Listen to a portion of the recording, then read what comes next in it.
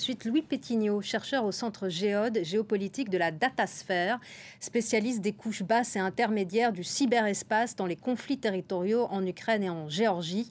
Bonjour, merci d'être avec nous. Lorsque Vladimir Poutine déclare que quiconque entend se mettre sur notre chemin doit savoir que la réponse russe aura des conséquences jamais vues dans son histoire, ça veut dire quoi? Est-ce une menace nucléaire ou une menace nouvelle d'une cyberattaque d'une ampleur jamais inégalée?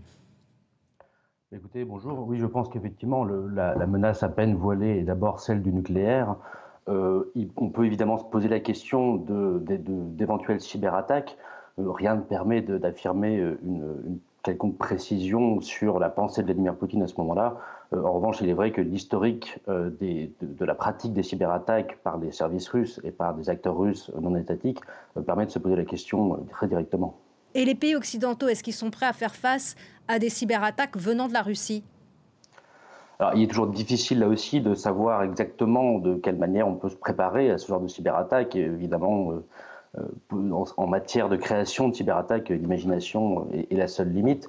Ce qu'on a vu dans les dernières années et dans les derniers jours, c'est effectivement, en tout cas pour l'Ukraine, c'est effectivement qu'il y aura toujours une faille, une porte ouverte quelque part qui permettra une entrée d'éventuels hackers. Et la dernière en date, évidemment, c'est SolarWinds, qui a été effectuée en 2020 et qui s'est déroulée sur plusieurs mois et qui n'a été détectée qu'au bout de, je crois, 9 ou 10 mois et qui a permis d'une pénétration très importante dans les systèmes gouvernementaux américains.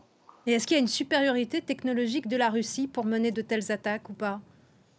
Je ne pense pas qu'on puisse parler de supériorité technologique. Il y a en revanche une certaine culture de la cyberoffensive, à la fois par les services de l'État. On connaît un peu les services militaires et du renseignement extérieur. Il y a aussi une culture des acteurs non étatiques qui sont relativement présents et qui sont toujours aussi difficiles à identifier, en tout cas de manière formelle. On sait qu'en Occident, il est souvent compliqué de faire ce qu'on appelle l'attribution de cyberattaque, c'est-à-dire d'identifier formellement un acteur derrière une attaque. Mais il est vrai qu'on a une massification de ce genre de pratiques depuis quelques années. Et quel pourrait être l'impact d'une cyberattaque là actuellement en Ukraine? Et ben ça, c'est toujours quelque chose d'assez difficile à savoir. Il est sûr que le fait qu'il y ait eu des masses de cyberattaques depuis quelques semaines et une escalade clairement de ces cyberattaques envers des sites gouvernementaux et des systèmes gouvernementaux ukrainiens indique quand même une certaine faiblesse de l'Ukraine.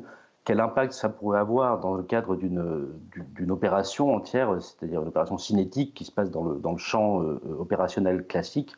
C'est assez difficile à savoir. C'est peu arrivé qu'il y ait une coordination très ferme entre, d'une part, des cyberattaques qui consistent à une augmentation du champ opérationnel et une attaque cinétique. Donc pour l'instant, il est assez difficile de savoir ce qui pourrait se passer. On peut imaginer certains scénarios qui seraient des déconnexions d'Internet dans certaines zones, par exemple à Kiev où effectivement les Russes se rapprochent. Dans le cas d'une attaque sur des infrastructures Internet, par exemple, il pourrait y avoir une perte de connexion d'accès à Internet, ce qui permet de semer évidemment un certain chaos. On peut évidemment penser à des cyberattaques qui ont déjà eu lieu contre le réseau électrique ukrainien, par exemple en 2016, où il y avait eu des coupures dans la ville de Kiev, ou en 2015 dans une autre ville de l'ouest ukrainien. Tout ça sont des possibles, et évidemment, là encore, l'imagination est un peu la seule limite qu'on puisse avoir.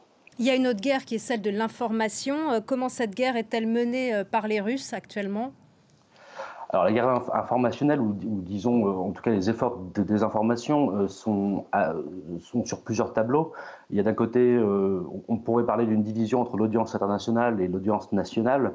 Au niveau interne pour la Russie, ce qui apparaît de plus en plus évident, c'est que les Russes ont des informations très très parcellaires et très partiales sur ce qui se passe. On parle pour l'instant uniquement dans les médias russes d'une intervention dans le Donbass, alors que évidemment on sait que l'intervention est à l'échelle du pays entier. À l'international, il y a eu une grande opération de désinformation, beaucoup d'opérations de ce qu'on appelle des faux drapeaux, c'est-à-dire des opérations créées de toutes pièces dans le Donbass pour faire croire à des interventions, ou en tout cas des opérations ukrainiennes. Il y a eu tous les discours de Vladimir Poutine qui sont très forts, qui sont d'ailleurs inédits sur la dénazification de l'Ukraine, qui reprennent des narratifs qu'on a vus depuis 2014 sur l'idée d'un coup d'État fasciste à Kiev, mené par la CIA ou par des forces d'extrême droite ukrainiennes. Et cette idée de venir lutter contre des fascistes ou des nazis fait partie de tout un très grand message, un très grand narratif déployé par la Russie depuis 8 ans, qui sont repris depuis peu, de manière beaucoup plus massive, et qui sont répétés à l'envi par les médias internationaux en Russie.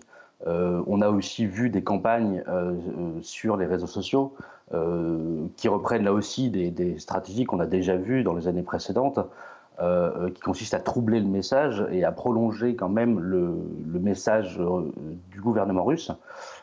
Et on a vu aussi émaner des républiques populaires de Donetsk et Lugansk les mêmes messages. Donc il y a une coordination aussi entre les acteurs qui semble assez évidente.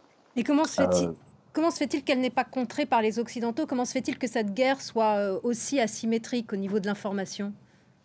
Alors, elle est contrée par les Occidentaux en partie. C'est assez compliqué de gérer la réception de l'information par des populations entières dans le monde occidental. Il y a eu des mesures contre cela quand même. Il y a eu l'Allemagne qui a récemment interdit les chaînes internationales russes. À l'instant, ou en tout cas depuis hier, on voit de plus en plus des choses arriver dans ce sens-là. La Pologne, hier, a également interdit les chaînes RT, enfin les chaînes appartenant au groupe RT. Je pense que c'est des choses qu'on va voir de plus en plus aussi. Et à l'inverse, et peut-être de manière plus anecdotique, on voit aussi des démissions de plus en plus chez des journalistes de RT qui ne cautionnent absolument pas les mensonges en fait, propagés par l'État russe. Oui, il s'agit de contrer pour les Occidentaux, de contrer la propagande russe. Est-ce que vous diriez que les systèmes informatiques étatiques et économiques des États occidentaux ont des moyens de sécurité suffisants actuellement?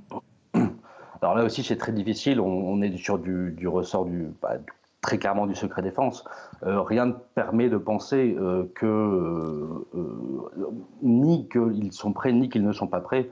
Là, on sort quand même des compétences du chercheur, puisqu'on en vient au domaine stratégique. De toute évidence, de ce qu'on a vu des cyberattaques précédentes, comme je les évoquais tout à l'heure, il est toujours possible, évidemment, qu'il y ait des attaques massives. On a vu que récemment, Emmanuel Macron a demandé à ce que tous les systèmes, tous les organes de défense de cyber soient sur le qui-vive et soient en état d'alerte maximale. Donc ça montre quand même une certaine inquiétude des gouvernements occidentaux.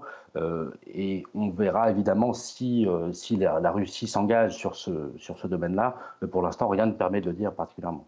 Merci beaucoup, Louis Pétignot, pour votre décryptage et merci